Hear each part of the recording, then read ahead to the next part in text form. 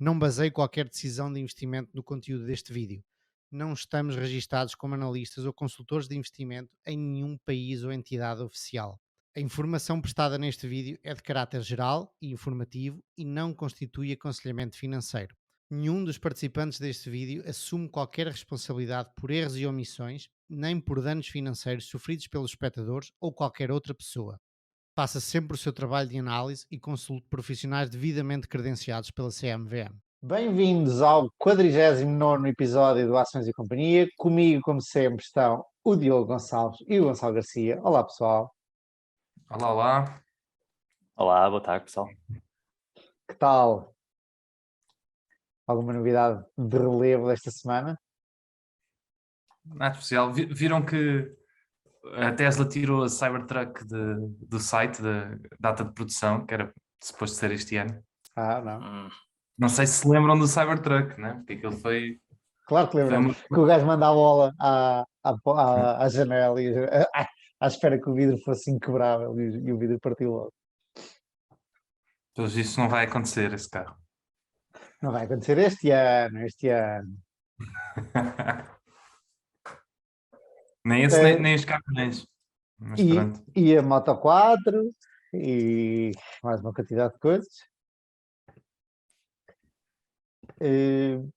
Então, os vossos temas, já que pá, eu não confesso que esta semana não guardei nada assim de super atual, de notícias, mas se vocês quiserem comentar alguma coisa que tenham visto interessante, estão à vontade. Tesla 1. Há muita coisa. Olha, o Cazaquistão está em guerra civil, mais ou Uhum. menos. Mais Pode ser vinho bom da para o Rússia urânio, para resolver isso.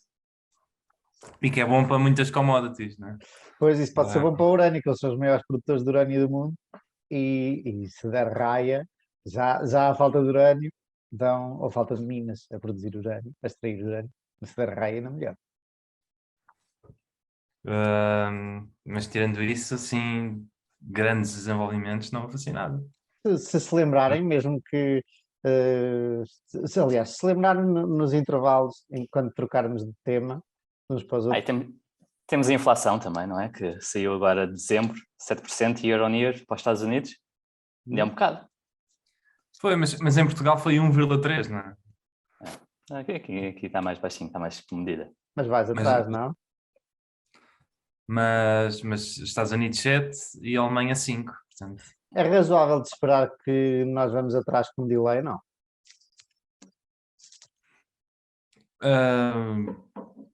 É possível, mas acho que não vai haver tanto. Nós nunca temos tido tanto bem, como os Estados Unidos, a Europa não tem, mas mesmo dentro da Europa nós somos os países com menos inflação. Boa, sim senhor. Alguma razão específica para isso? Isso é sempre complicado, não é? De falar de questões macro, mas somos dos países com a população mais envelhecida, também da Europa, com menos poder de compra. E, portanto, a tendência, as tendências deflacionárias que existem aí no mundo desenvolvido ainda são maiores em Portugal. E depois é isso, e depois temos pouco poder de compra, portanto, se as coisas encarecem, nós deixamos de comprar, não pagamos mais. Sim, e também não somos incrivelmente competitivos, né, para conseguir aumentar esses preços. Temos alguma dificuldade em acompanhar. Aliás, uma das vantagens quando Portugal tinha o escudo é que conseguia deflacionar-se a si próprio e ser mais competitivo dentro da Europa. E agora não conseguimos. Portanto, uma forma de fazer isto é realmente a Alemanha ter esta inflação e nós não temos. É uma forma de tentar nos tornar mais competitivos tendo a mesma moeda que a Alemanha. Uhum. O problema é quando é com as importações, não é?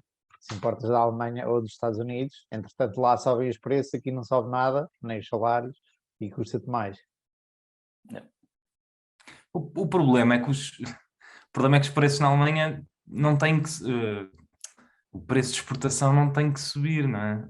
Porque este é o problema da moeda única, que é os alemães por eles aumentavam já as taxas de juros, porque já estão a ter inflações, e os outros, os países da periferia, não.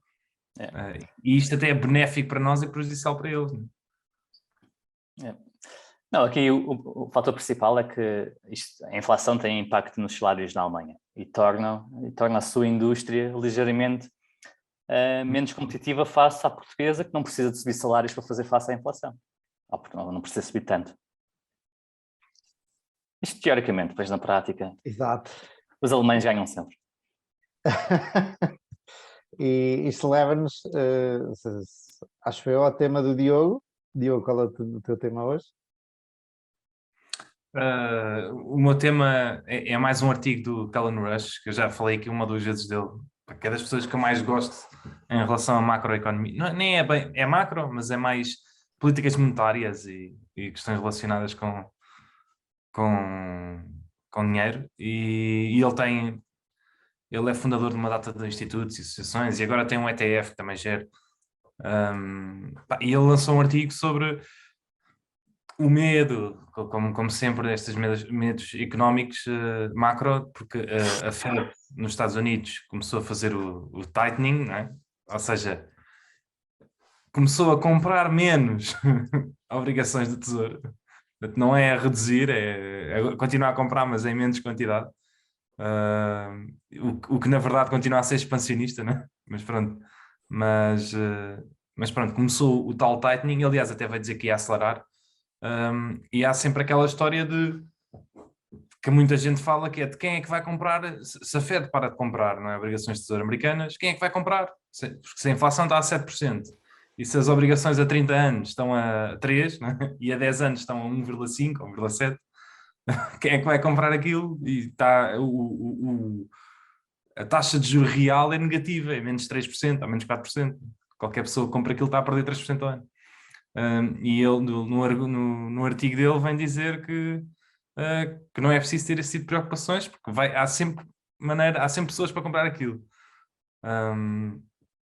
E ele começa o artigo de uma maneira muito interessante, que é, ele começa a dizer que o quantitative easing, né, da Fed ou do Banco Central Europeu, por si só não é expansionista, não cria liquidez. A única coisa que aquilo faz é um swap de ativos. O que ele faz é comprar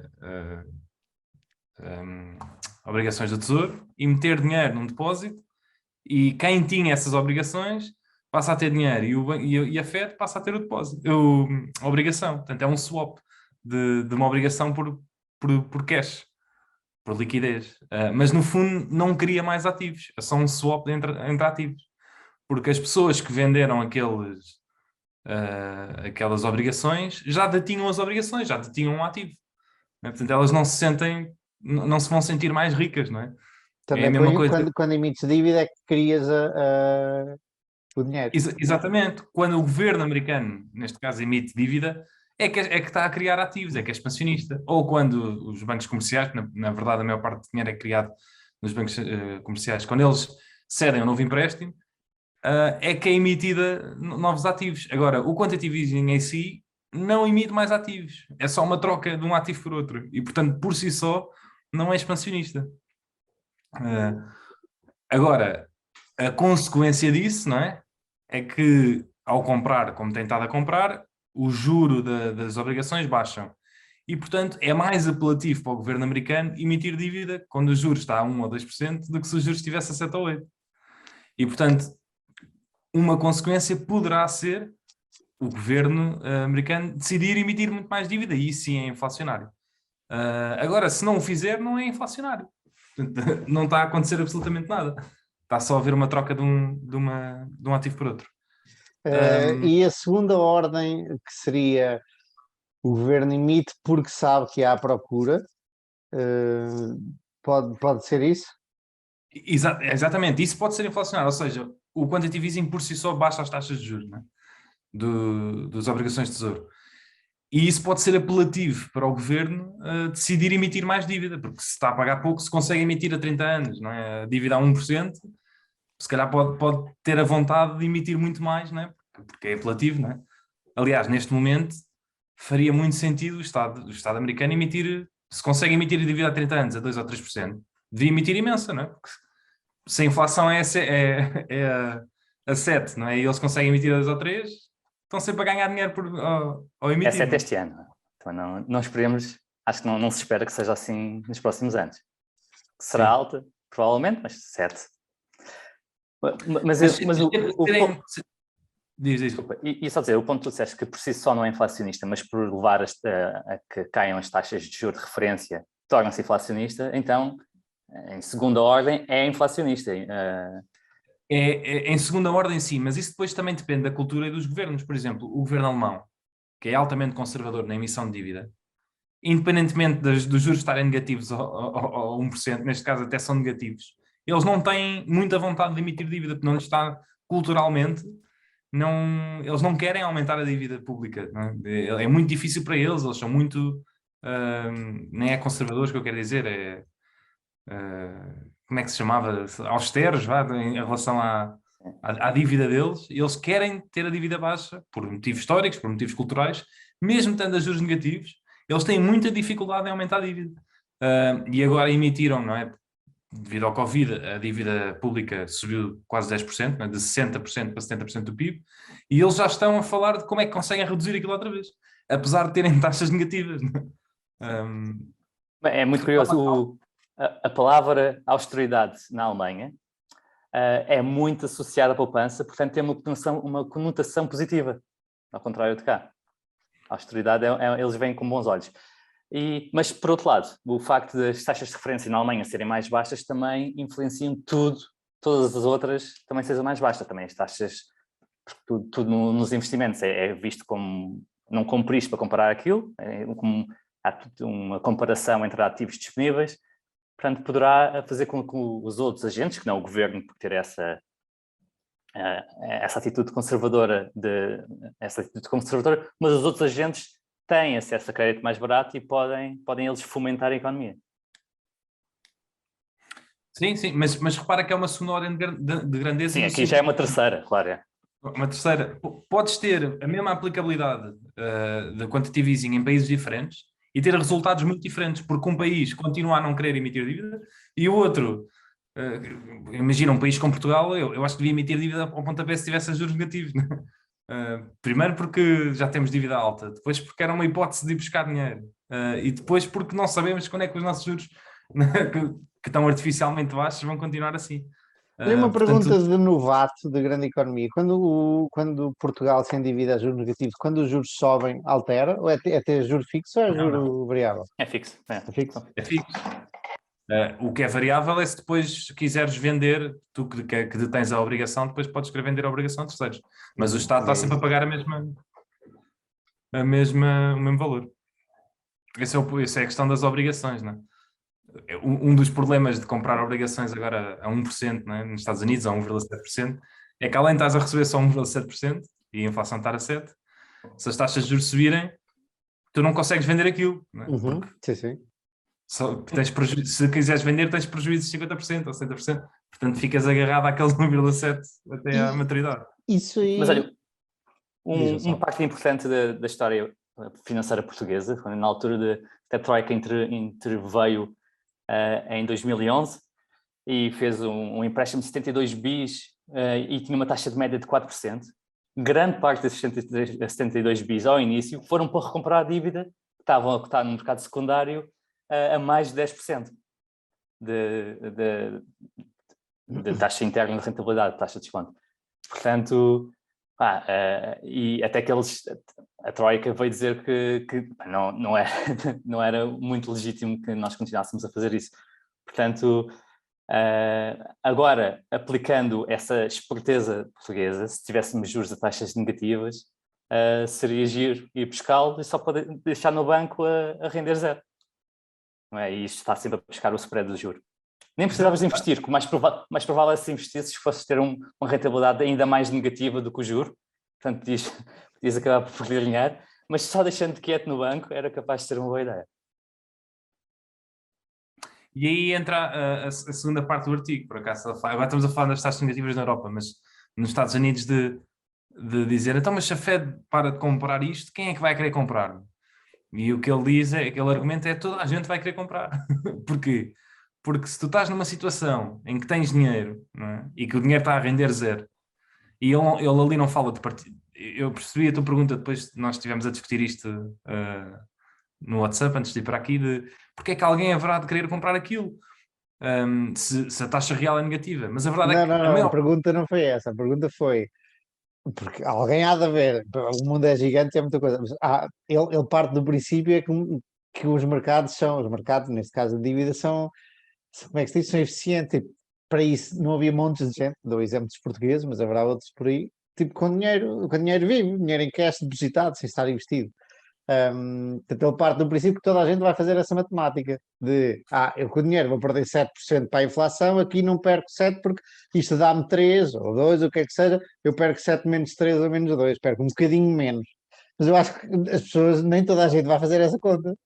Eu sei, mas aqui a grande questão é que e isto eu não tenho dados, eu acho que a maior parte do dinheiro não está em particular, não é?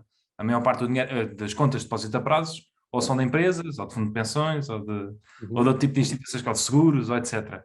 E eles não podem manter esse dinheiro num depósito a prazo. Tu, se tiveres 50 milhões de euros, não vai ficar num depósito a prazo, porque tens o risco daquilo do banco falir e tu não ficas sem nada, não é? E em Portugal, na Europa, tens os 100 mil euros garantidos, não é? Nos Estados Unidos Desculpa, mas mais importante do que isso, não é? É que tem de haver sempre um detentor dessas obrigações, sempre. Não é? Não, claro. Há um preço de equilíbrio, mas se uma obrigação é emitida, vai ter sempre alguém que a tenha. Podes até doar a zero, mas vai sempre alguém que tenha. Portanto, o ponto é, quem é que vai comprar? Vai haver sempre alguém a comprar. Ok. Há uma taxa de juros de equilíbrio, mas haverá sempre alguém a comprar. E aliás, uma das questões, eu não sei se ele fala neste artigo ou se eu ouviu a falar disto fora disto, que ele refere sobre a última vez que a Fed parou, o quantitative easing, ou começou a parar, foi há 4 ou 5 anos, 2018, acho que foi em 2018. Eu acho que ele comentou que 14, não? 14, eu já não sei o ano. Tenho ideia. E as pessoas estavam à mesma com esta opinião. Foi o pico das taxas de juros até hoje, que estavam em 3 e tal por cento, e que desde esse dia em que a Fed parou, foi sempre a cair até chegar agora aos 0,6 e agora já subiu outra vez um bocadinho para 1,7. E ele dá o exemplo que um dos grandes compradores de obrigações do Tesouro nos Estados Unidos foram europeus, porque as taxas de juros na Europa estão ainda mais baixas, e negativas em muito caso, e muitos europeus começaram a comprar, aumentaram a compra de obrigações de tesouro americanas porque é mais apelativo, tem um juro mais alto, né? E compensas mais do que estar a comprar as europeias. E portanto, os europeus, que ainda por cima a Europa tem superávites, né? Portanto acumula reservas, e depois tem que fazer alguma coisa com essas reservas. E a Europa é que tem comprado muitas obrigações de tesouro nos Estados Unidos, e portanto há sempre essa procura. E voltamos aqui ao mesmo, que é, ao fim e ao cabo, há sempre um comprador para um vendedor, tem que haver sempre um comprador para um vendedor, e vai sempre haver procura, independentemente da taxa de juros que isso seja. E portanto que não vale a pena essa preocupação de outro descalabro, não é? Agora a Fed vai parar e aqui isto vai ser o... Não, mas eu acho que a preocupação inicial faz sentido, não é? O ponto era que os juros iam subir se a Fed deixasse comprar. Assumindo que, de facto, é uma pressão para os juros descerem, tirando essa pressão, e tudo o resto constante, os juros teriam tendência a subir, não é? Agora, que alguém vai comprar, não tenho dúvida. Agora, o preço de equilíbrio é que seria mais provável do que não subir. Não se vai verificar isto. Houve outras coisas que... Outras condicionantes. Por isso é que a macro é tão difícil. E por isso eu tenho ideia, e se alguém que estiver a ouvir, primeiro, se algum de vocês souber mais disto do que eu, por favor, eduquem-me.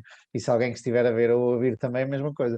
Eu tenho ideia que o Prémio Nobel de Economia nem sequer era chamado Prémio Nobel, era prémio de outra coisa qualquer, porque não se considerava a economia como ciência, será? Ciência exata, e por isso não era Prémio Nobel. E a certa altura, porque ficava mal, criou-se o Prémio Nobel de Economia. Eu acho que a história não é muito longe disto.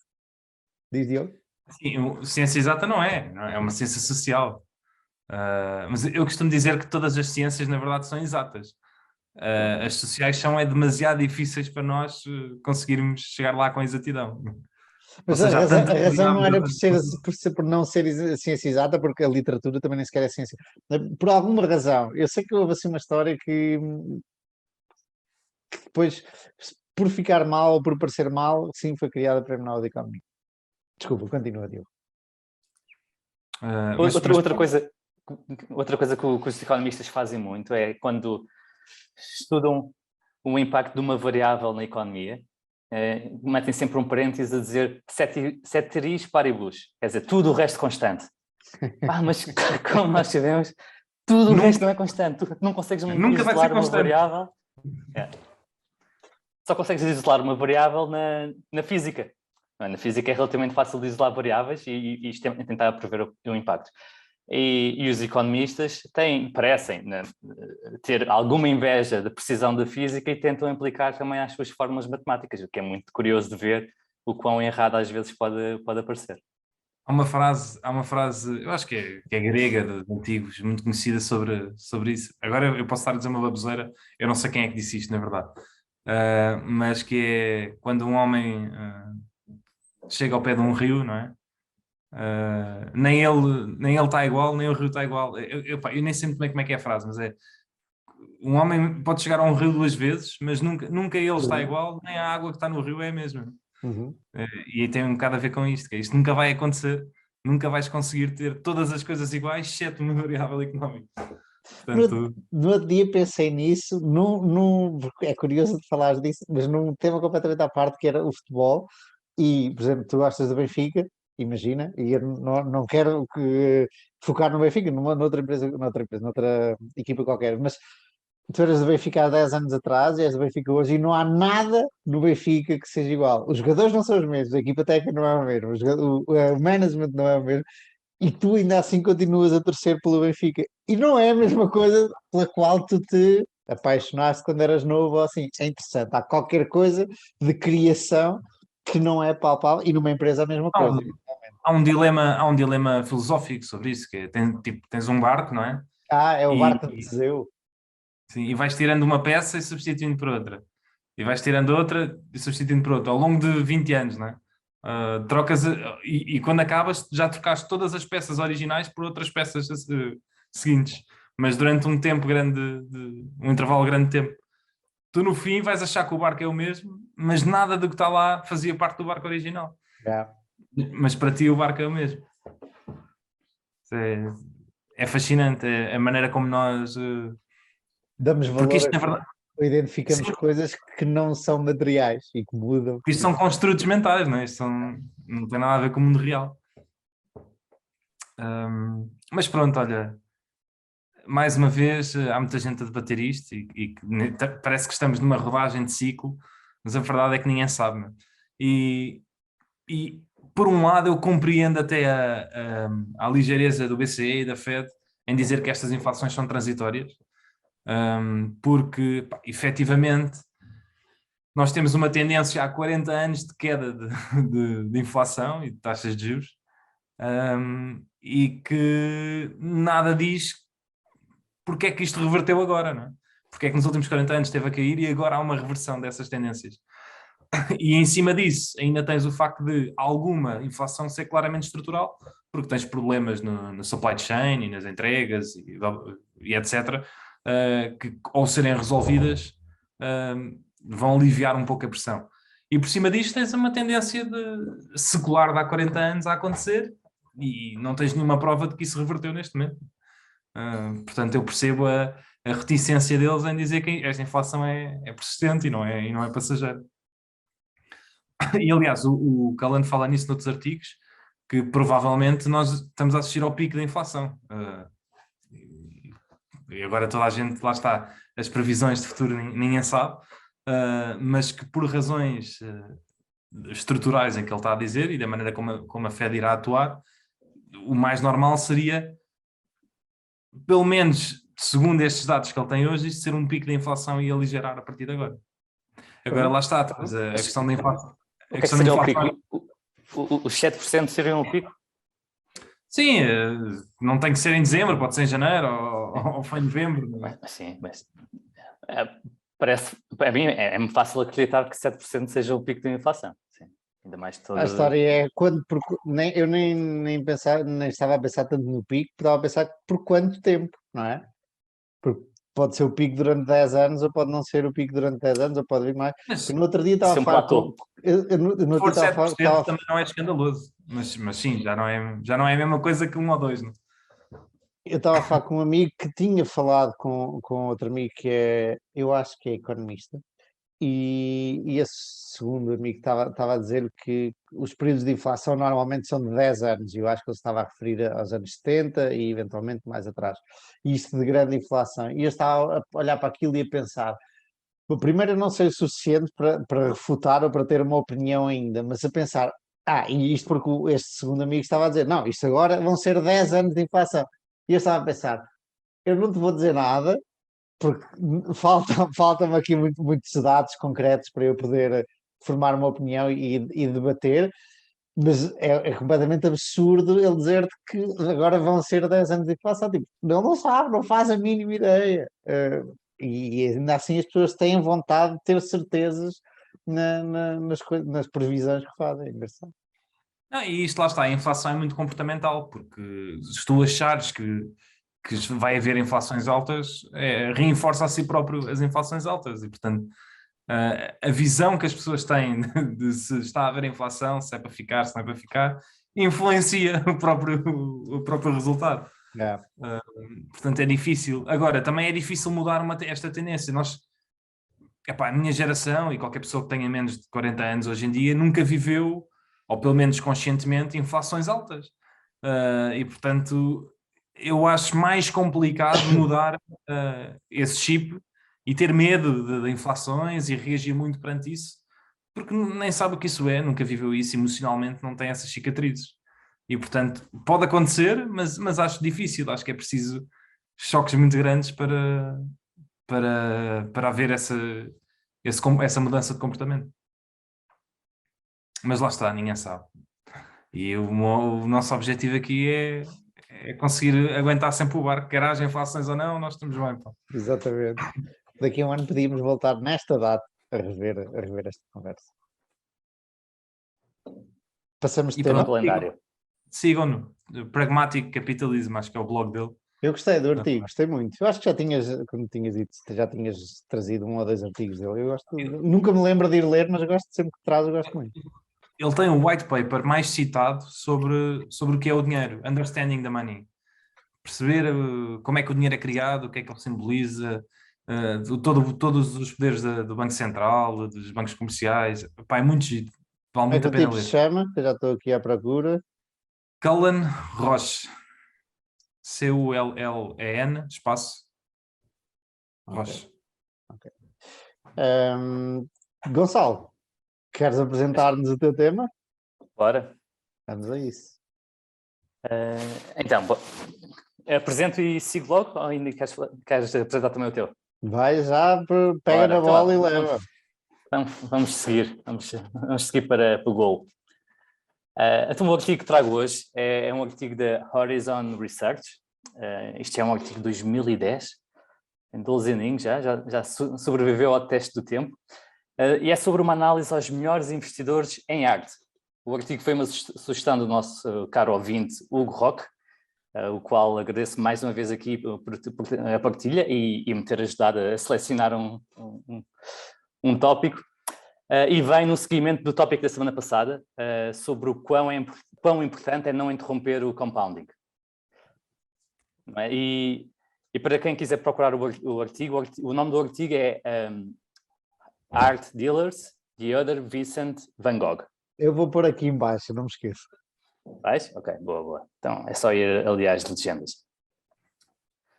Antes de começar, desculpa, já agora, deste uma boa ideia, aliás, o Hugo deu-me uma boa ideia. Se quem estiver a ouvir e a ver tiverem ideias boas de artigos e temas para nós discutirmos, somos todos ouvintes, porque às vezes andamos aqui a puxar pela cabeça para encontrar coisas para conversar e aceitam-se discos pedidos. Continuando. É isso mesmo. Toda a gente já ouviu falar de Vincent van Gogh. É um artista aos dias de hoje muito famoso pela forma original com que pintava os seus quadros. Tanto em termos de cor como em termos de textura. Não sei se sabem, já viram algum Van Gogh ao vivo, nota-se muito bem o relevo de algumas partes do quadro, e ele usava mesmo muita tinta e ficava assim mais espesso. Mas este grande artista morreu pobre e morreu com menos uma orelha. Portanto, não teve a vida mais feliz do mundo, apesar de ser, aos dias de hoje, altamente bem conceituado. Muito menos conhecido é o seu tio, que também chamado Vincent van Gogh, e que era um negociante e colecionador de arte bastante rico. Não é? E algo muito parecido também se passou com outro pintor, chamado Henri Matisse, também muito conhecido. Houve um quadro dele leiloado em 2009 por 32 milhões de euros. Portanto, aos dias de hoje é mesmo muito bem conceituado. Mas não teve o sucesso financeiro que teve o outro Maltese, também negociante de arte e seu parente. É fácil ver na história que há muitos outros exemplos de negociadores de arte, principalmente dos séculos XIX e XX, que construíram enormes fortunas. E isto, à primeira vista, parece bastante estranho, porque os negociantes, ou os negociadores de arte, não fazem grande dinheiro com o seu negócio, que é a compra e venda de quadros. Já que a grande maioria das peças de arte, por menos de valor, são vendidas pelas grandes empresas de leilões. E é curioso verificar que, apesar de serem muito mais pequenos do que estas empresas de leilão, os negociadores e colecionadores conseguem criar uma vasta riqueza ao longo de várias décadas. E também, como o Diogo já mencionou algumas vezes, não é? A avaliação de arte é ainda mais subjetiva do que a avaliação de empresas. Não temos resultados, não temos balanço, não há dividendos, portanto não podemos sequer olhar para múltiplos, e o retorno de investir em arte acaba por ser apenas o que os próximos compradores estarão dispostos a oferecer-nos por essa obra. Mas aí o que o artigo se foca bastante é que, em termos de construção de portfólio, investir em arte, ou os grandes investidores de arte, são capazes de nos dar algumas lições e somos capazes de poder traçar alguns paralelismos com investir em ações ou investir nos mercados financeiros. Por exemplo, está bastante bem documentado que o negociador representante de Picasso, um tipo chamado Kahnweiler, comprava a coleção de arte inteira, a produção inteira do Picasso, e por um preço fixo por peça, excluindo algumas obras que o Picasso quisesse reter. Portanto, este negociador de arte não atribuía qualquer valor ao escolher a peça em particular do Picasso. Portanto, ele não queria escolher a peça mais valiosa. Ele podia ficar com todas, desde que fosse Picasso, claro, era um ponto importante, mas podia ficar com todas. E também está bem documentado que não há evidência que o próprio Picasso, ao ter esta cláusula no contrato, podia guardar algumas para ele, que ele tenha escolhido aquelas que se tornaram as mais valiosas. Portanto, nem o próprio Picasso tinha noção quais das suas peças iriam ser as mais valiosas. Aqui o ponto é que, aliás, a forma como este negociador de arte lidava com o Picasso não é muito diferente como, por exemplo, nós decidirmos comprar um cabaz de ações de um determinado setor porque gostamos desse setor, ou de uma determinada commodity porque gostamos da commodity, por exemplo, comprar um cabaz de ações de urânio, que basicamente é indexar a um fator, não é? E neste caso o índice eram as obras do Picasso, não é? Não fazia grande diferença ser o tipo a escolher a obra desde que tivesse um leque delas. Mas para mim o ponto mais relevante do estudo, e depois vocês dirão se concordam comigo ou não, foi que os melhores investidores de arte mantinham grande parte da sua coleção, mantinham a parte da coleção que mais valorizava durante longos períodos de tempo, durante décadas. Portanto, não vendiam as coleções que aumentavam de valor para comprar depois, mais tarde, aquelas coleções que não aumentaram de valor.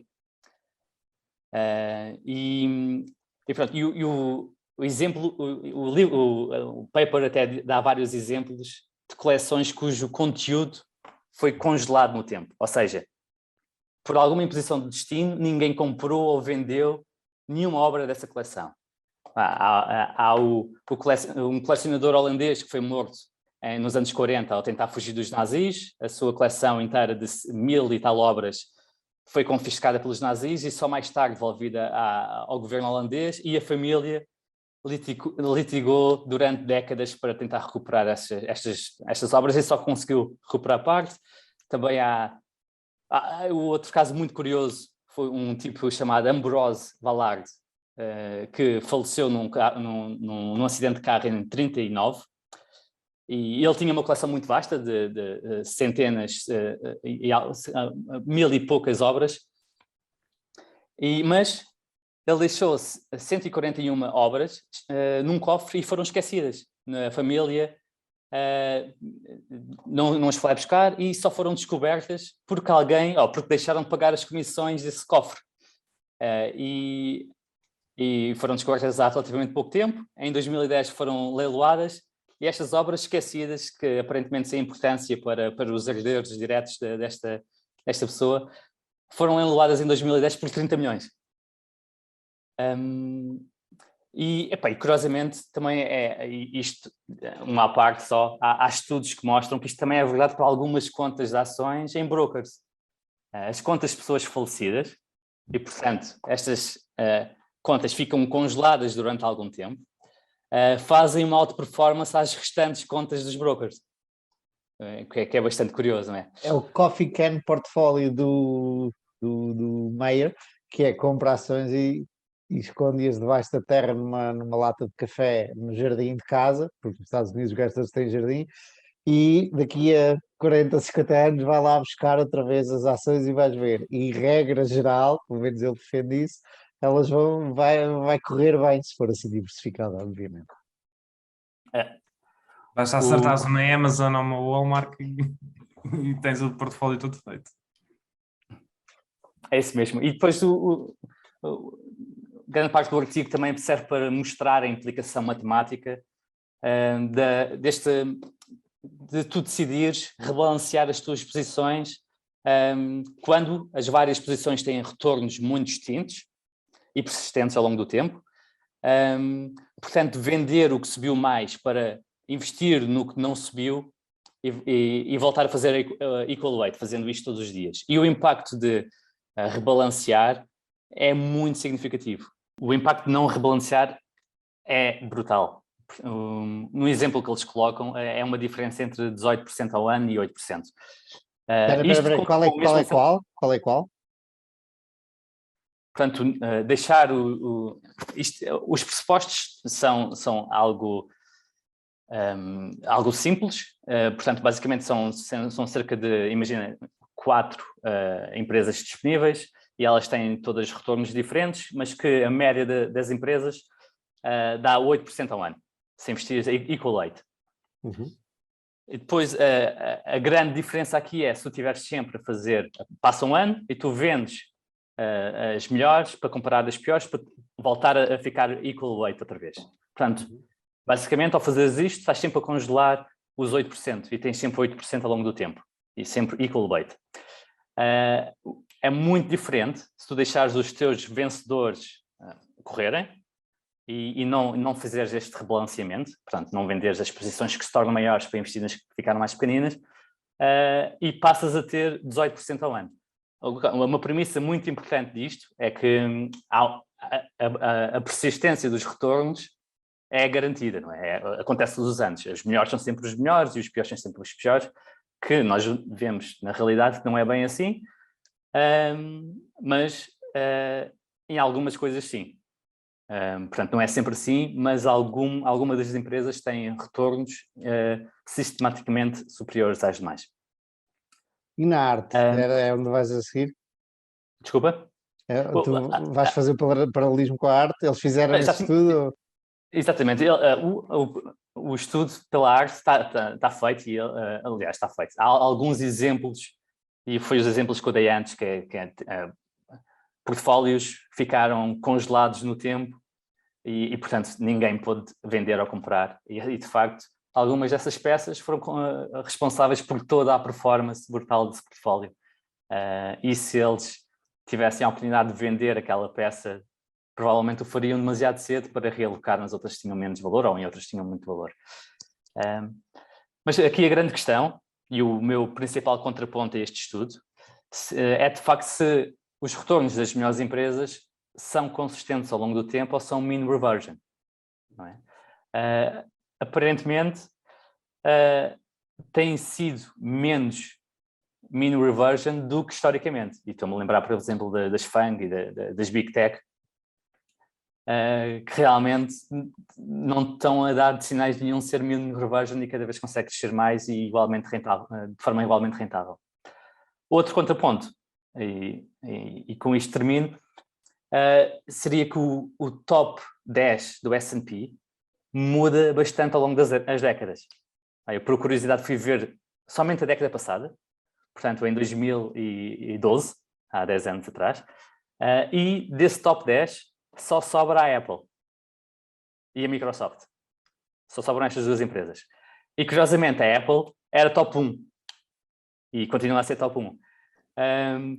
Portanto, deste top 10, se tivéssemos estas duas empresas em carteira nos últimos 10 anos, mesmo assim teria sido espetacular, apesar deste top 10 mudar com muita frequência. E se tens aquela que o Warren fez lá na meeting das maiores, mas ele era do mundo, as maiores 20 empresas do mundo, há 20 anos atrás, hoje, há 40 anos atrás, e acho que só uma é que estava lá. Em 20 anos, as 20 maiores do mundo rodam todas. Só fica uma. E faz todo o sentido. Faz todo o sentido, principalmente se houver componente forte de mean reversion. Portanto, este estudo é um bocadinho, é difícil de transportar para o setor financeiro por causa disso. Não é? Enquanto imagina que exista muito menos rotação nas obras de arte principais. Eu diria que é muito difícil destronar a Mona Lisa do quadro mais valioso do mundo, ou pelo menos o quadro mais conhecido do mundo. Do que seria destronar a Apple como a empresa mais valiosa do mundo. E é curioso isso, é interessante. Eu estava aqui a ver este tipo, e uma coisa que me ficou muito interessante, muito gravada, foi o facto deste do agente, negociante. Acho que se pode ver tipo como um agente do como é que chama? Do Van Gogh. Portanto, ele fechou um contrato nos próximos 3 anos. Desculpa, era do Picasso? Era do Picasso? Ok. Sim, fechou o contrato durante os próximos 3 anos, eu compro-te a produção. Basicamente estava a comprar futuros da produção do Picasso. E se fosse 100 anos depois, se calhar dava para securitizar a coisa e o gajo depois vendia ao outro ao lado e a coisa ganhava um mercado novo. Gostei muito disso, gostei dessa perspectiva. E depois estava a pensar como é que isto se pode comparar ao mundo das ações e tal. Estes tipos basicamente estavam a investir, ao contrário, exatamente como tu disseste, que era muito difícil para eles investirem na Mona Lisa e a Mona Lisa mudar, já estavam a investir basicamente em startups, ou em microcaps, estavam a investir em empresazinhas, ou em pintores pequeninos, ainda desconhecidos e tal, e portanto faziam um bolo, faziam uma estratégia de portfólio de sacar, comprar e guardar, porque o objetivo deles comprar a produção dos próximos 3 anos, depois eventualmente era vender, não é? Mas ficavam com uma parte, suponho eu, do que eu entendi, ficavam com uma parte e com essa parte depois faziam as suas fortunas, não tanto na compra e venda imediata, mas depois mais à frente. Portanto, eu acredito que eles comprassem e vendessem no imediato para pagar as contas e pôr comida na mesa, e depois a sua fortuna viesse desses quadros que ficavam guardadinhos em algum lado. É assim? Sim, foi a minha percepção também. Portanto, os tipos imagina a quantidade, o gajo representava e comprava ao Picasso, mas imagina a quantidade de quadros que se calhar ele guardou e que não valorizaram. Não sei se o artigo acho que não focou isso. Sim, exatamente, era giro ver esses dados mais concretos e analisar o retorno de cada quadro, mas a questão é que estes quadros devem ser muito pouco líquidos. São vendidos muito esporadicamente. Imagina, um quadro pode passar décadas sem ser vendido. Não, mas espera aí, eu acho que são pouco líquidos. Na altura em que eles os compravam, ninguém conhecia nenhum dos artistas, depende de quais é que são os artistas que estamos a falar. O Picasso era bem conhecido em vida, mas alguns dos outros não. Podiam ser até bastante líquidos. E se calhar não eram líquidos porque as pessoas não os vendiam, não os queriam vender, guardavam-nos. Eu estava a pensar mais aos dias de hoje, para aferir o retorno. Ok. Quanto é que valem aquelas obras que eles compraram aos dias de hoje? Que é mais difícil, sim. É mais difícil aferir. Sim. E principalmente deve ser especialmente difícil aferir com precisão quais são as obras do Picasso mais valiosas. Percebes? Tirando Guernicas e as coisas mais conhecidas do Picasso, que claramente são de destaque, mas imagina, tens muitas obras menos conhecidas do Picasso. Quanto é que essas valerão? Precisavas fazer um leilão para ter sim. Para saber. Dá para ter algo, para ir fazendo estimativas, eventualmente, com outras pros que venderam aproximadamente, são parecidas e tal, do mesmo período, mas concordo contigo que não é assim tão fácil. Por falar nisso, a título de curiosidade, eu não sei se já comentei aqui, há uma família que é detentora de uma grande percentagem das obras do Andy Warhol, que é o grande artista da pop art, e os tipos judeus em Nova York, e os tipos dominam o mercado. Sempre que sai uma peça do Andy Warhol, eles vão comprar e tentam ao máximo comprar as peças todas e comprar por preços ridículos, porque ao fazer o bid, ao dar preços super altos por novas peças, valorizam toda a coleção que têm e eventualmente depois pedem empréstimos e tal à pala da coleção que já têm. Portanto, esta família influencia os preços das obras do Andy Warhol brutalmente, portanto daí que não é fácil realmente de avaliar preços de obras de arte de famosos. Mais coisas interessantes desta comparação é mais ou menos os direitos que hoje em dia se fala da música. Fala-se muito dos direitos passados, não é? Que há montes de artistas a vender, as Taylor Swifts e os John Legends e tal, a vender os direitos da música que já fizeram, mas eu acho que os contratos musicais com as discográficas são feitos para a frente, tenho essa ideia. Não tenho...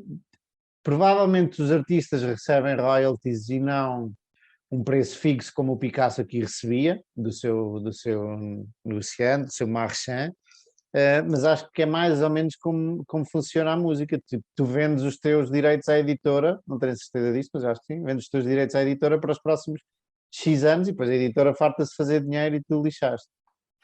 Certo, mas tu podes só vender os direitos de um determinado álbum e imagina que esse álbum torna-te mundialmente famoso, depois tens um poder tal que não precisas de ceder tantos direitos dos álbuns seguintes. E foi muito isso que o Bob Dylan fez, que o David Bowie fez, e que agora venderam, lá está, tudo o que não estava ainda nas mãos das labels, e venderam por centenas de milhões de dólares. Hoje em dia, tu até podes associar as tuas músicas à blockchain, digitalmente, e sempre que alguém reproduzir ou ganhar dinheiro daquilo, tu ganhas uma porcentagem, porque aquilo está associado a... Pois isso supostamente é o futuro da música para as editoras não te lixarem. Tu vais saber quando é que está e vais receber diretamente sem passar pela editora. Não sei se isso já está a funcionar em pleno. Acho que não. No outro dia li a Taylor Swift. Há dois tipos de... Sem me querer alongar muito, também não sei muito disto, mas há dois tipos de direitos de autor da música, é da melodia e da letra. E a Taylor Swift chateou-se com a editora dela, não sei qual é, e ela vendeu os direitos da letra, se não estou em erro, mas os da melodia não. Portanto, ela fez covers dos álbuns todos dela, quase iguais, com ligeiras diferenças, acho que na letra, e está a dizer a todos os fãs no Spotify: não ouçam aquelas, ouçam as outras que são iguais, são ligeiramente diferentes, mas aquelas são minhas e eu ganho 100% do dinheiro porque esta editora, chateou-se com a editora, e está a dizer: toda a gente não vão àquelas músicas, portanto, copiou as suas próprias músicas, é brutal, e acho que já há mais gente a fazer o mesmo. Uau, não fazia ideia.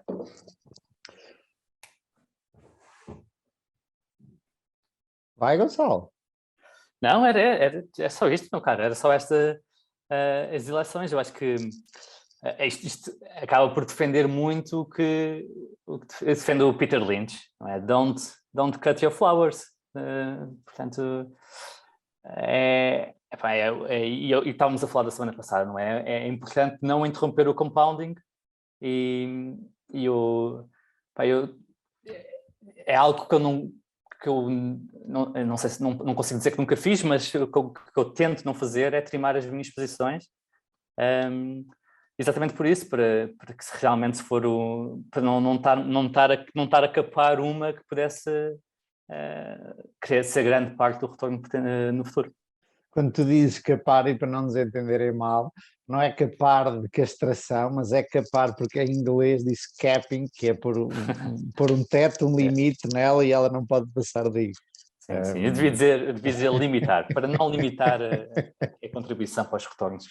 Mas, por lá seja dita, também nunca tive uma que se tornasse uma posição de tal maneira grande que fosse para mim desconfortável, que fosse tanto do meu portfólio. E aí sim será um teste a ver se eu realmente as vou limitar ou não. Não, se vais cortar. Vamos lá ver se eu próprio não estou capado por não ter os tomates de não primar.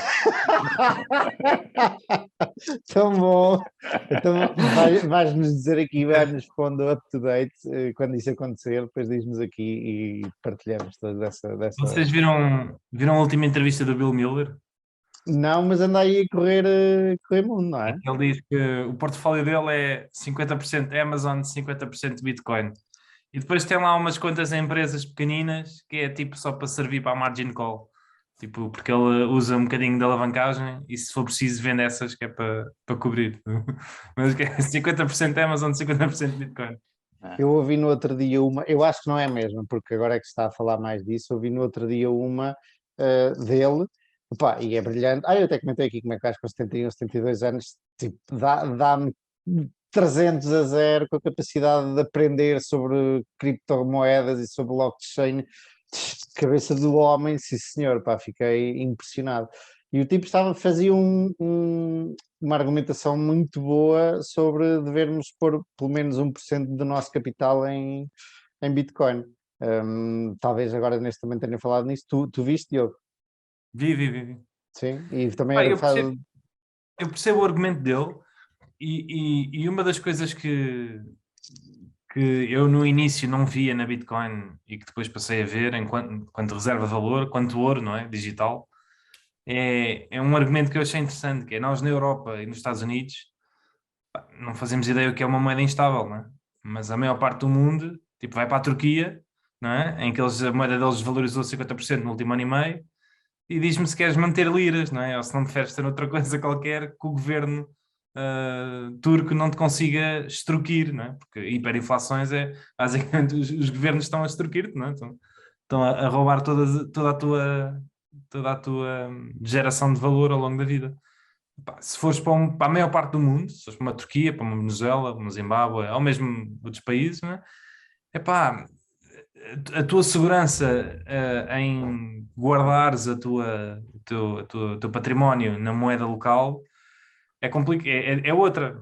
E que... Mas dizia o teu artigo muito bem que o dólar ainda faz esse papel muito bem, não tanto as criptomoedas. E, portanto, mas a diferença é que é mais fácil para ti, se calhar se és na Turquia ou noutro país qualquer, comprar os bitcoins do que estares a transferir para dólares e fazer transações depois em dólares, etc. Portanto, a ideia dele é muito essa, que é, na maior parte do mundo, não é? Eles veem a Bitcoin de uma maneira muito diferente e estão habituados a ser, ou uma Argentina, não é? Que os defaults todos tiveram, estão habituados a ser a terem moedas altamente instáveis e veem aquilo como realmente um ativo de refúgio, não é? E um ativo que os Estados não conseguem controlar. Eu não sei até que ponto é que não conseguem, mas isso é outra história. Porque ele até dá o exemplo de mesmo o próprio ouro, numa altura qualquer nos Estados Unidos, não sei se foi em 70, por causa da desindexação do ouro à moeda, ou se foi antes, ele diz lá quando é que o próprio governo americano foi buscar o ouro, foi expropriar as pessoas do ouro, foi obrigar as pessoas a entregar o ouro. E a dizer que com o Bitcoin eles não podem fazer isso, é a única coisa que estás protegido contra intervenções de governos totalitários, etc. Eu não sei até que ponto é que estás. Eu percebo o argumento, mas é o mesmo argumento de dizeres que as mais-valias nas criptomoedas e na Bitcoin não podem ser taxadas. Eu acho que podem, e acho que te podem ir buscar à mesma Bitcoins da mesma maneira que iam buscar o ouro. Eu acho que não está assim tão protegido. Que não controlam a quantidade de Bitcoins que há no mundo é um facto, mas Sabes que podem a venda de controlar. ouro, tu venderes ouro, não pagas mais impostos sobre as mais-valias, sabias dessa? Em Portugal? Sério? Não sabia. Eu não também sabia, descobri isso no outro dia. Mas é só ouro ou é qualquer Ouro commodity? físico, ouro físico, não sei, não faço ideia dos outros. Tens a certeza? Não pagas porque não pagas ou Pá, porque... eu li isto, se li bem, se a fonte era fidedigna ou não, não te sei dizer. Li isto e na altura acreditei. Mas pronto, e esse é o argumento dele. E o que ele diz é que 1% do teu património, não é, na Bitcoin é como se fosse um seguro, não é? É um seguro contra o colapso da tua moeda do país ou contra questões graves, não é? E Eu pronto. acho que não me importo perder 1% do meu dinheiro. Sabes? Fiquei a pensar nisso. Ainda não fui estudar, não fui aprofundar, mas na altura, quando eu a vi, fiquei a pensar, 1%.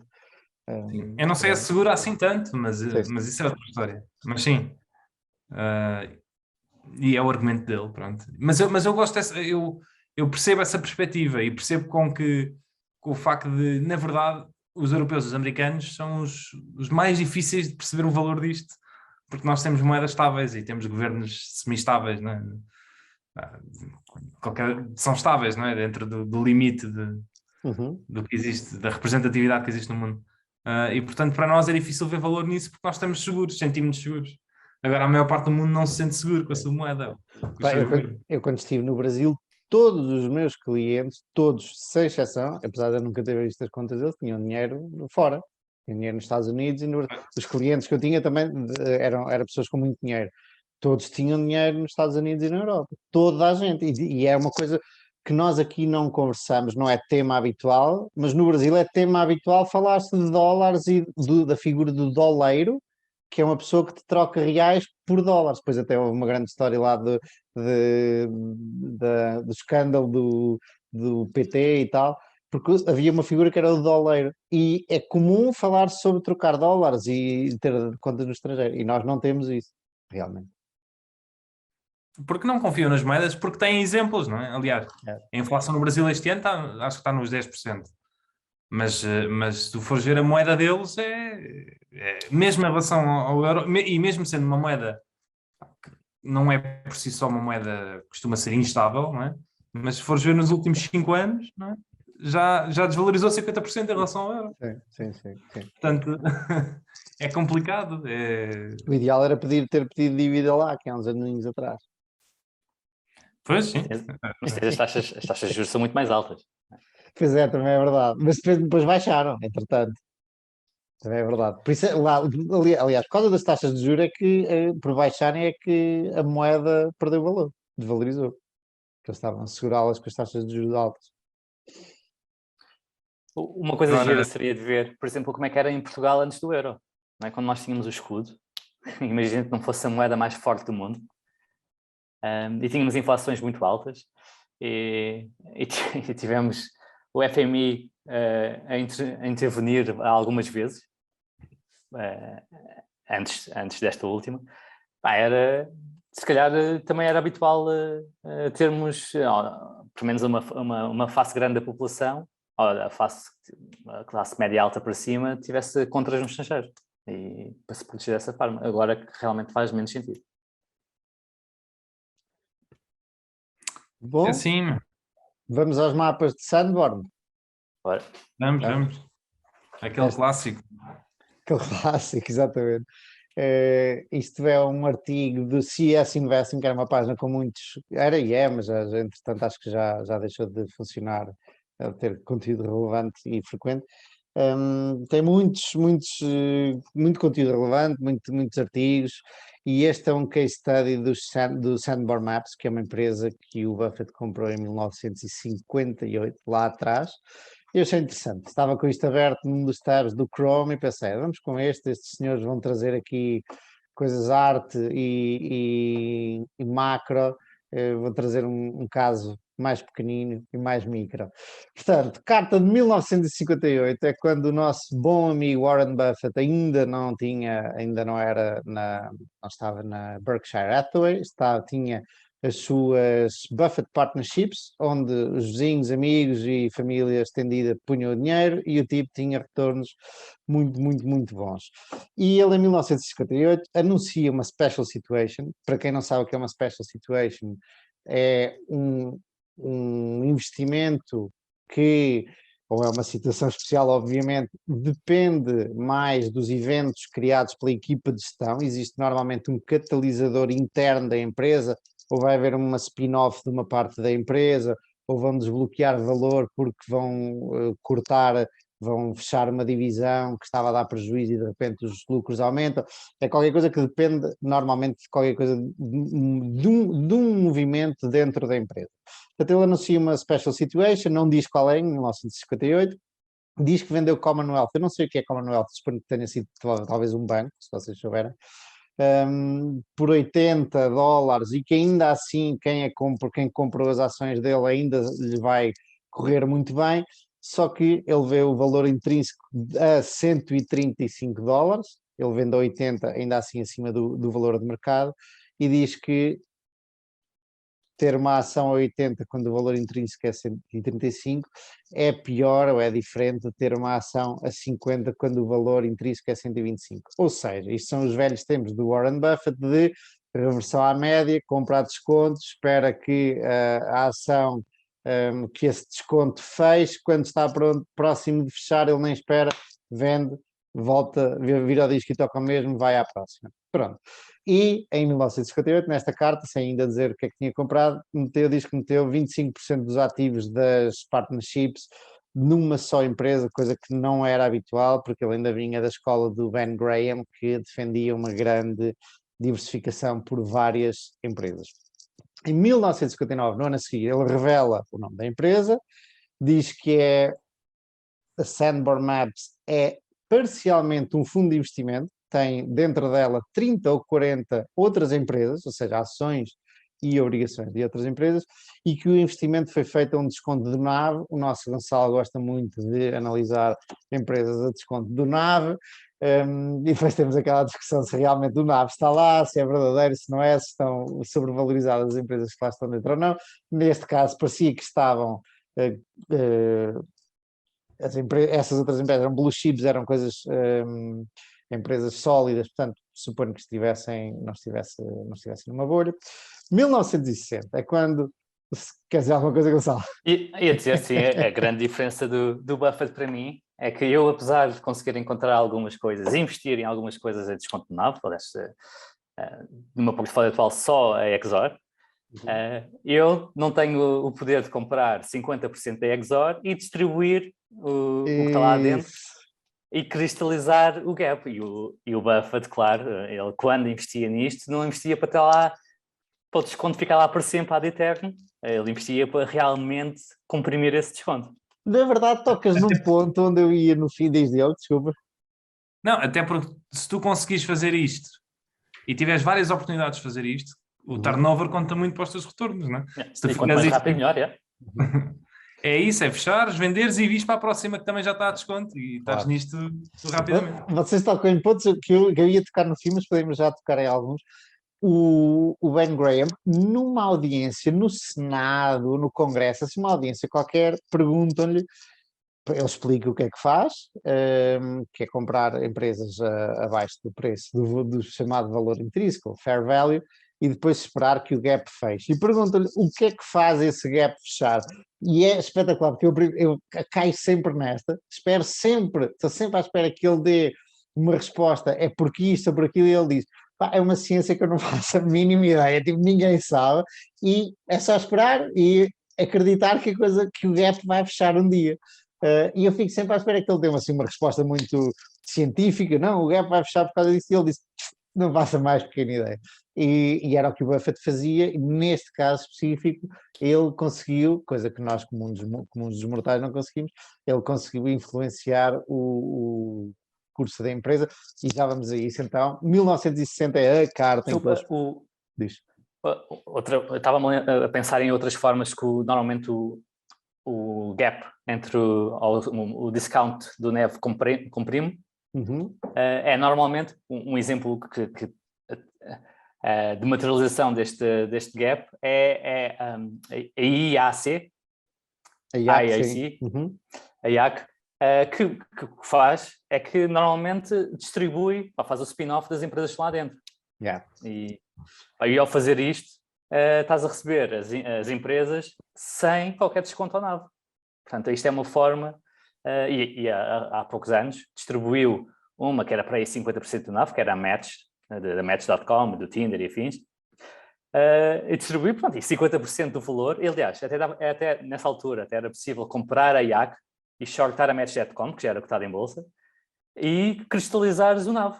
Tu recebias na tua conta logo o NAV à cabeça, desde que a operação realmente fosse para a frente.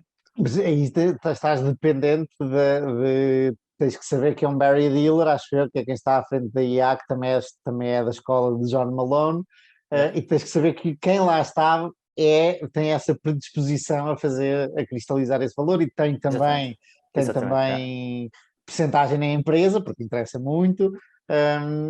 E eu não tenho a certeza quando é que começaram as spin-offs, não tenho a certeza se em 1960 já era frequente ou tão frequente quanto hoje fazerem spin-offs. Quero acreditar que não, porque já foi há algum tempo atrás, mas aqui o caso não é muito diferente disso, não eram empresas operativas, eram ações. 1960, a carta onde o Buffett expõe o caso da Sanborn e explica o que é que faz a empresa. Finalmente, ao fim de 2 anos a começar a comprar, ele não pôde explicar o que é que fazia a empresa e qual era a empresa. Aliás, tinha explicado no ano anterior, mas durante um tempo não pôde explicar porque estava ainda a comprar a empresa. Acontecia muito isto na altura, ele ir comprando ao longo de anos. Tão ineficaz ou ineficiente era o mercado que lhe permitia ir comprando ao longo de anos e o gap durava. E pior do que isto, hoje em dia nós olhamos para ações que têm pouca liquidez e que transacionam poucas ações no mercado, não é? E já achamos que aquilo há o risco de não teres liquidez para vender, não é? Ele, neste tipo de empresas, elas não eram bem negociadas no mercado, não é? Ele comprou as ações a pessoas diretamente, era a viúva que não sei do quê, ele negociou com ela, portanto aquilo não havia propriamente um mercado para negociar aquilo. Ias ter que falar com as pessoas diretamente para comprar. E mandar cartinhas, e ir visitar as pessoas e explicar-lhes as intenções, e isso tudo. Era engraçado, parece que era um tempo. Eu sempre que leio estas cartas do Buffett antigas, penso sempre que era um tempo que as coisas eram mais devagar, eram mais lentas e tinhas mais tempo para fazer as coisas e para pensar, não é? Ele teve 2 anos a comprar esta empresa, portanto teve tempo para pensar e para analisar não estava completamente sempre ali, o que é que vai acontecer, o que é que vai acontecer? No outro dia estava a ver voltei a ver Seinfeld e estava a ver um dos episódios da primeira temporada. E há lá um episódio que é sobre uma empresa de bolsa, que é o George está a tentar fazer com que o Jerry compre e outra malta compre ações naquela empresa. Opa, não é o George, é o Kramer, não é? Ou é o George? Não, é o George. O Kramer também está sempre com as suas teorias, não é? Mas neste caso até era o George, porque era um amigo dele que tinha uns insights lá na empresa. E o Seinfeld andava sempre a ler o jornal para ver o preço. Eu só depois é que me lembrei que nem haviam computadores nesta altura, pessoal. Já haviam, mas não havia internet. As pessoas não tinham internet em casa. Então os gajos estavam a toda a hora a tentar ir a ver jornais nas barraquinhas, a ver quanto é que estava o preço daquilo. Os gajos não conseguiam, só sabiam o preço no final do dia, né? Ou no início do dia a seguir. Pá, isto foi há 20 anos, já tem 20, quase 30, na verdade. Foi há 30 anos, mas parece que foi ontem. O Jerry acabou por perder dinheiro e o George ganhou, não foi isso? Sim, porque depois, epá, o episódio é muito giro porque tem tudo a ver com isto, né? O Jerry vê, ele depois de comprar a ação começa a cair, pá, e continua a cair todos os dias, pá, o gajo chega a um ponto e diz assim, epá, eu não quero saber mais disto, vou vender-me.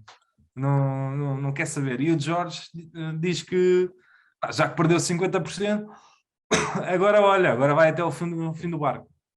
Mas aquilo depois sobe e acho que sobe tipo 10 vezes e o George E o faz gajo como se quer. acaba a pagar o jantar e a fumar uma charutada, não Exatamente, é? É espetacular exatamente. isso. Mas está Hum, muito giro. E de pensar que os gajos estão à procura de jornais para ver quanto é que está a cotação daquilo. É surreal.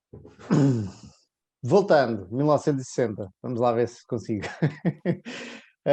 Sandboard, o que é que faz a Sandboard Maps? A Sandboard Maps faz mapas, faz uns calhamaços de 23 quilos cada um, diz o Warren Buffett, e produz mapas altamente detalhados de todas as cidades nos Estados Unidos.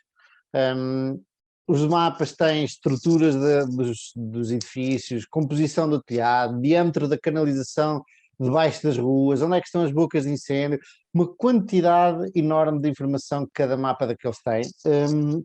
E todos os anos é refeito, como é que se diz? Existe uma revisão.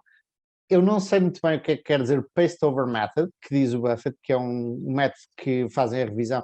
Eu suponho que seja tipo papel vegetal, tanto camadas, em cima de camadas, com nova informação, e depois a cada 20 ou 30 anos fazem uma edição completamente nova.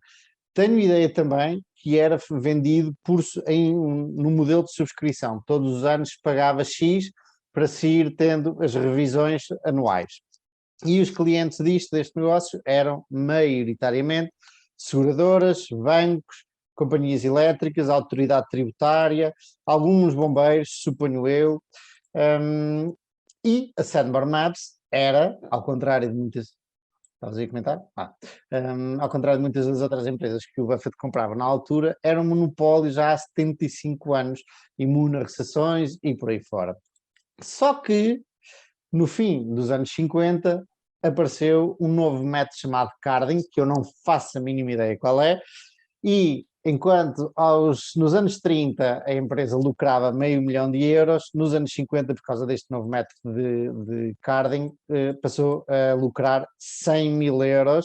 Portanto, obviamente, o preço da ação veio por aí abaixo.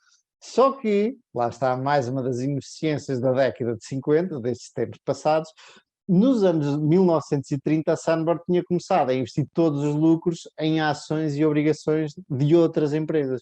Portanto, durante 20 ou quase 30 anos, estas empresas todas, e coincideu com uma subida no mercado de ações nos Estados Unidos, estas ações todas subiram brutalmente de valor.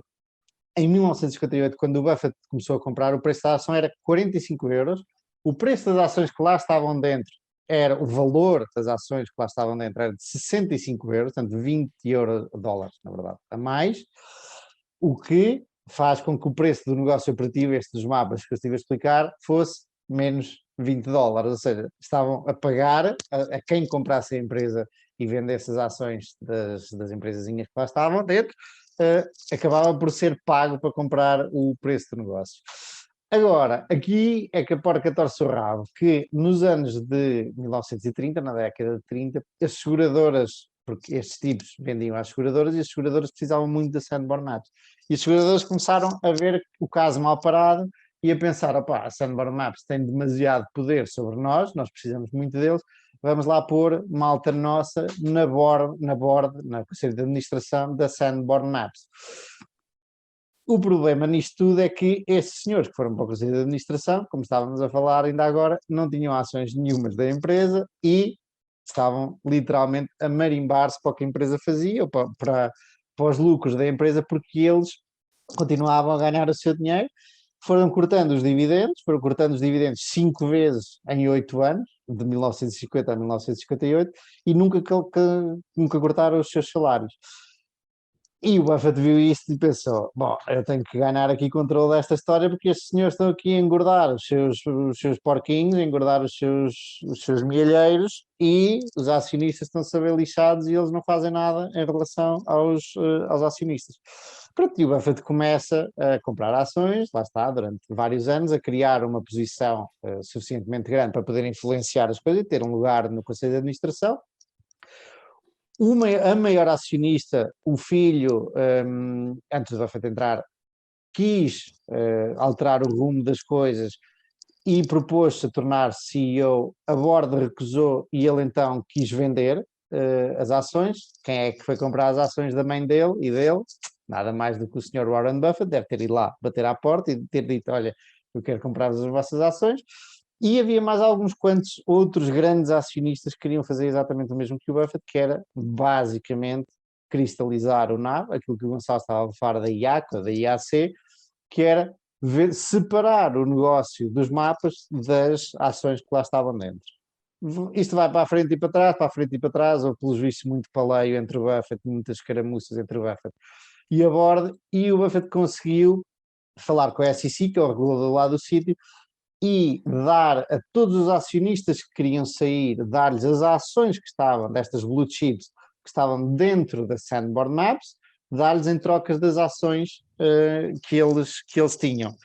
Os acionistas que ficaram com, obviamente, dividendos muito mais altos por ação e earnings per share também muito mais altos por ação. Finalmente, o Buffett diz que estas situações não são o pão com manteiga das partnerships, mas que com mais dinheiro, à medida que eles vão ganhando mais dinheiro, vão conseguindo entrar em mais algumas destas. O Dempster Mills era outra, anterior a esta, que o Buffett também entrou e teve uma posição de controle, e que, ainda assim, ele prefere que os outros façam o trabalho. Fizemos aqui um intervalinho e o Gonçalo estava a dizer-me que se eu gosto destes case studies, qual é o livro, Gonçalo? Exatamente. Saiu o ano passado o livro The Complete Financial History of Berkshire Hathaway. Portanto, não pega nas partnerships, mas pega no que era a Berkshire Hathaway antes do Buffett entrar, e salvo erro, pega pelo menos uma década antes do Buffett entrar, depois pega no porquê do Buffett ter entrado e todos os anos até 2019. E é espetacular porque analisa estes pequenos negócios que o Buffett usa esta holding, a Berkshire, para depois fazer. E ano a ano, e depois, ao final de cada década, ele faz o apanhado de tudo. Portanto, tu não só tens o granular de ano a ano, como tens uma ideia muito boa da direção que o Buffett estava a dar à empresa. E é giro, é muito giro. Já está aqui na lista. Mas é maçudo. E é preciso ir lendo quando apetece ler esse tipo de coisas. Porque são 700 páginas. Portanto, é muita história. Ok. Ainda esta semana tentei imprimir aqui aquele documento famoso do Greenblatt, das Special Situations, e infelizmente a minha impressora disse que não queria. Estou para imprimir também para ir lendo devagarinho. Bom, o Diogo alertou-nos que tem pouco tempo, vai jogar à bola. Vamos a conclusões muito rápidas aqui. Sanborn Maps, eu gosto muito de ler estes case studies, ainda bem, Gonçalo, que tu me dizes isso, porque dão-nos, ou pelo menos eu acredito que sim, o pattern recognition, reconhecimento de padrões. Eu pelo menos começo a entender sempre que pego numa empresa e vejo alguma coisa similar a isto, consigo identificar muito mais rápido do que se for a primeira vez que estou a ver e eventualmente ter uma opinião e investir muito mais rápido do que se não tivesse estudado casos do passado. Portanto, Sanborn Maps, o que é há aqui de conclusões interessantes? É uma deep value. Tínhamos o negócio dos mapas, tínhamos o portfólio dos blue chips, estava um grande desconto do NAV. O Buffett é interessante ver que ainda estava nos seus dias, por mais que isto fosse uma empresa monopolística, ainda estava nos seus dias de reversion to the mean, comprava ações subavaliadas e vendia quando se tornavam razoavelmente avaliadas, era isso que ele fazia logo ao início, até conhecer o grande Charlie Munger, e o Charlie Munger convenceu-lo a comprar a See's Candies, por 25 vezes o lucro, que foi uma loucura para o Buffett. Outra coisa interessante, ele aproveitou o momento certo, eu não sei há quanto tempo ele andava a seguir a Sandboard Maps, ou se andava, ou se alguém lhe falou, mas era interessante saber isso por acaso. Aproveitou o momento certo para investir quando apareceu concorrência e toda a gente se assustou e mandou o preço por aí abaixo, e quando os maiores acionistas também queriam sair, interessante. Buffett no papel de ativista, porque a board não se queria mexer, interessante porque o Buffett não gosta muito de ser ativista, mas na altura aí está ele. Margem de segurança dada aqui pelo portfólio, claro exemplo da chamada margem de segurança, quem está a começar a investir, isto é um clássico exemplo da margem de segurança. Mais diversificação, aqui ele foi completamente contra os ensinamentos do seu professor Benjamin Graham, porque depois acabou por ter 35% do portfólio das partnerships numa única empresa, e isto é um dos primeiros exemplos